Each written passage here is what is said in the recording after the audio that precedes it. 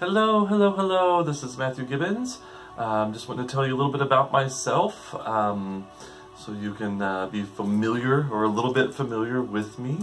I am come from 4 generations, actually, of charismatic Pentecostal ministers. Back through from my great-grandmother all the way up through myself. I was actually a minister in the church for quite some time. And didn't quite turn out as I had hoped or expected, but experienced some life-changing encounters with God, with the divine, during those times of my life. Some actual encounters that have shaped me and made me who I am today.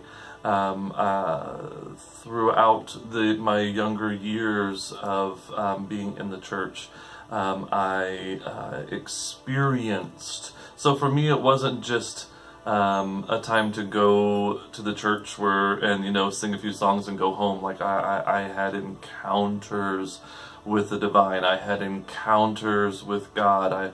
I saw and I felt and I smelt and I heard and I sensed the presence of God, and that has actually helped me. Those roots that were developed back then have helped me really morph into who I am today, and the things that I believe and the things that I teach and that I see, and that the giftings that I operate in. And my grandmother was a minister in the church for years, and back in the 50s, she would see miracles happen. She would lay hands on people and see cancers disappear and blind eyes open up. She would see goiters like just disappear in front of her eyes, and her pastor asked her to stop and asked her to step down and leave, because he didn't think a woman should be operating like this in the church in the 50s, which is really interesting how it blends in with my story. And she kind of pulled away and never really stepped back into it.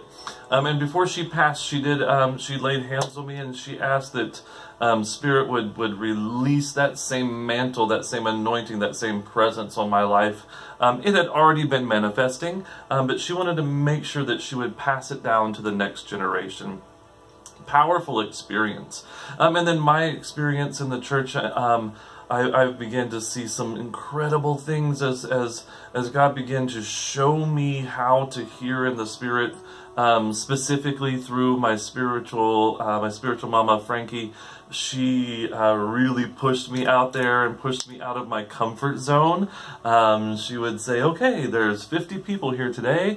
Here's a microphone. You're going to have something, a word or something for every single one of them here. And I would be terrified, but I grabbed the microphone, and for every single person, I would begin to see or hear or feel something for every person there. And it was just a powerful, powerful time of my life as Spirit was guiding me through, getting me ready for the things that I would be doing today. And, back then, and still today in the church, it's not okay to be gay. It's not, I would say about 95% of the churches out there, this is just a thing that's not okay. They always say the thing, love the sinner but hate the sin, which is a bunch of poo. We all know that. You love everyone and you accept everyone for who they are, and you just allow love to guide the way. Love change, and love lifts, and love approves, and love cherishes and adores, and love heals. And so, back then I wouldn't say I was completely kicked out of the church, but I was definitely ran out of the church. It was an extremely horrible situation. No one believed a word that I said. And that's all fine. It's fine. It's all wonderful. Everything that happened back then, again, has made me who I am today. I know one thing now. We do not judge one another. We don't know what the other person is going through ever, ever, ever. And the same measure that we judge, we will also be judged. So it's like, you know, that's the Christian karma. So whatever you put out, it's going to come back to you. So just don't do it. Don't judge one another. But anyway, I went to I was, you know, back then, so the church was my life. It was my everything. Everything was about the church. And that was a mistake on my part, mainly because in my heart, I think that I put the church and I put God, Spirit, Goddess, whatever you want to say, on the same level. And the reality is, and most churches do, they want you to put the church on the same level of God, as God, so that way you can get that type of commitment from you. And so when this happened to me, I was devastated. I was absolutely devastated about this. So I wouldn't say I turned away from God, but I definitely turned away from all things spirit for a time being. I think the biggest wake-up call for me back into the things of the Spirit, and it literally only took a couple of years, was I went to a gay bar to watch a drag show, and a drag queen got up on stage, and she began to sing a gospel song. And I'm telling you, the same presence, those same experiences that I had in the church began to fill this bar. The presence of God, the presence of the divine Spirit began to manifest tangibly in this bar. People began to weep, running up to the platform and throwing money. I remember this, like, I'm sitting there and I'm in awe, watching as the divine fills this place with love, with presence. And God says to me, I love everyone equally, no matter what. There's nothing that you can do. There's nothing that you can say. There's nowhere you've been that can separate you from the love of the divine for you. Blasted my mind, blew me away. And this is what started the road of healing and recovery for me, of coming back to Spirit, coming back to the divine. And I'm going to skip around for a few years. I just want to go over a few things with you that's taken place in my life. I ended up going to college and got my bachelor's in theater, and which was fantastic, and I had an amazing time. Met some lifelong friends there, and some of the most amazing experience of my life have come from that point as well. And then after I graduated college, I moved to South Florida, back to where I was from, and discovered Kundalini yoga, and had an encounter with God in a yoga class, and decided I wanted to become a yoga instructor. This was another way to offer healing, another way to bring healing and hope to people's lives. So I'm like, yes, yes, yes, I want to do this. Went through yoga trainings, became a yoga instructor. My yoga instructor asked to see, Alan, he asked to see a video of me ministering back in the church from the 90s. Yes, the 90s. And so we were sitting outside of a coffee shop, and I was showing him the video, and and he's seeing me at like 18 years old, and I'm laying hands on people, or 19 years old, and I'm laying hands on people, and people are falling in the floors and crying, and all this miraculous, beautiful stuff is taking place. And he stops, and he stops the video, and he looks at me, and he says, Matthew, do you realize that this is your calling? Not yoga. Yoga is more of a hobby.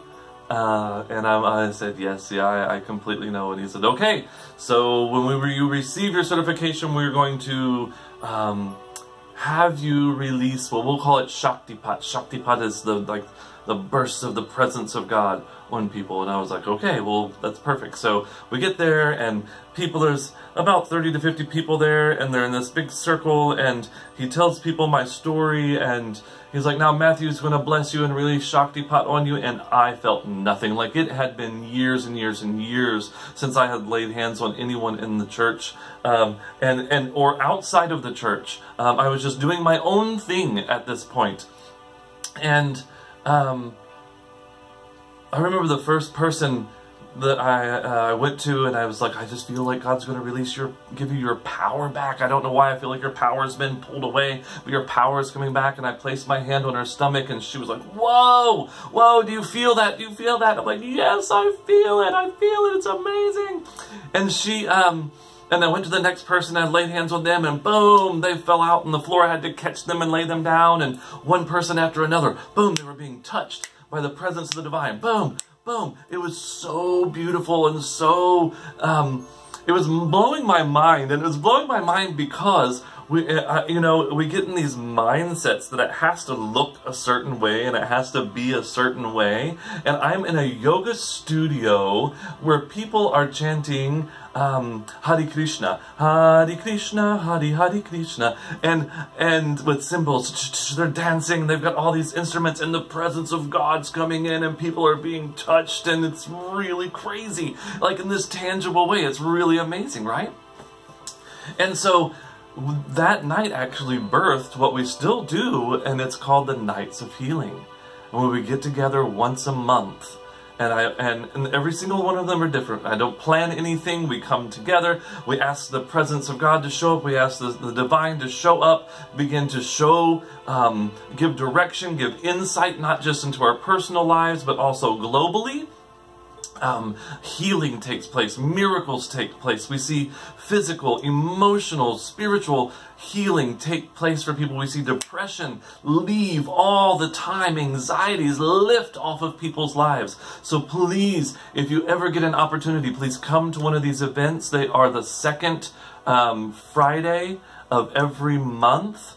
You can check the website for the dates and the times and everything like that, but please come to one of these events. They're powerful, powerful, powerful, powerful. We never know what's going to take place, and it's wonderful, wonderful, wonderful time. So, moving forward, I had come into this yoga experience. All of a sudden, my instructor says, get back out there and start releasing the love and the presence of God on people. And so years later, I've lived so many different places. I've lived a little bit like a gypsy in that sort, where I haven't really had a lot of places where I've settled down, except for right now. Now in Tulsa, I'm really putting down some roots here in Tulsa, Oklahoma, which has been life-changing and powerful and beautiful. And so through all of those years, all of the things taking place, the one thing that has never changed, my beliefs have changed, my way of thinking has changed, my theology or lack of it has completely changed. But the one thing that has remained the same from the very start till right now is the presence of God, the presence of the divine. I know a lot of you, even hearing the word Jesus is like a trigger for you. And I understand that. I understand that wholeheartedly because I have been there. But one of the goals or missions for my life is to reclaim that name. It just blows me away that the lover of all lovers, the healer and lover of all mankind, when you hear the name, can cause such a trigger of emotion, and 99% of the time it's not in a positive sense. The one who came to reveal the perfect heart of God, unconditional acceptance, unconditional love, Jesus. Woo! Yeah. Yeah. Unconditional love. unconditional acceptance. You are accepted, you are loved, you are perfect. You are included in the divine. You are included in God, Goddess. You are accepted. The stamp of approval is upon you, and you cannot get away from it. You are one with God. We are one with God. And that is the mission of my life, to release this beautiful, wonderful presence of the divine that never changes and says that I love you, I accept you, you are mine, I am yours, there is no way of separating us, we are always one, we are always together, no matter what. You get to walk in this love and acceptance for your entire life. That's my life purpose. I do offer private sessions. Whether it would be spiritual counseling, whether it would be direction, whether you would like intuitive guidance as Spirit begins to bring through specific information for you, or Holy Fire Reiki, or chakra clearings. If you're feeling an imbalance in your energy lines, we can go in and clear those things out for you as well. I love you. I love you, I love you, I love you, I love you, I love you. My entire life is dedicated to revealing the heart of God. And the heart of God is, you are perfect, you are accepted, and you are loved. God bless you. Namaste. Sat Nam.